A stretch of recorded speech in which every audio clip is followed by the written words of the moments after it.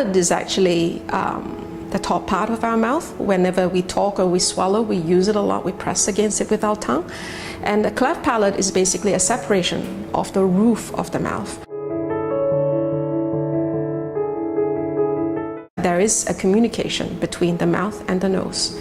So whenever you talk, whenever you drink water or you eat, that's going to be affected if there's a cleft there, because everything goes into the nose and you can get choked.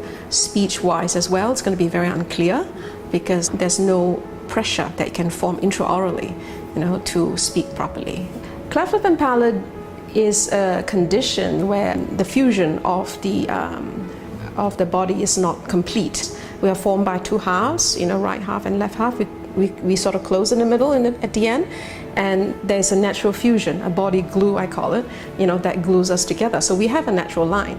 But for these kids in general, what happened is there is an interruption during the fusion period.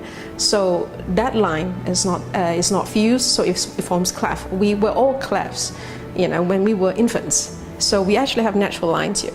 But their body glue just didn't close them together, so it was left open. When they're born, the palate is open and the lip is also open, and so we will actually then perform surgery to close them up for them. What nature has failed, we do it surgically. And generally, infants just don't know whether they have cleft or not. They think it's natural, except the parents, I have to say, are the ones that are quite traumatized by the whole feeling and learning how to accept a child that is born imperfect in their eyes.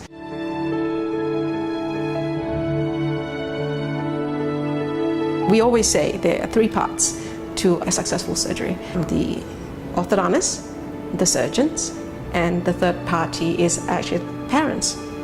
Everyone plays equal part. I'm the orthodontist. My job is to really move all those segments that is out of place in position, make the defects smaller. The surgeons that I work with usually are plastic surgeons, and they are the one who will actually put them together. So it's a combined effort. They find that without my input, it's hard for them to do it. So to do a perfect surgery, otherwise their child will have to go through multiple surgeries. Fixing a child who has got cleft at a very young age, the kid doesn't really react too much to it, except they feed better, they look better. But I think the rewarding part is actually the parents, how they react at the end. They see that the child has a new face. They can look forward rather than grieving half the time.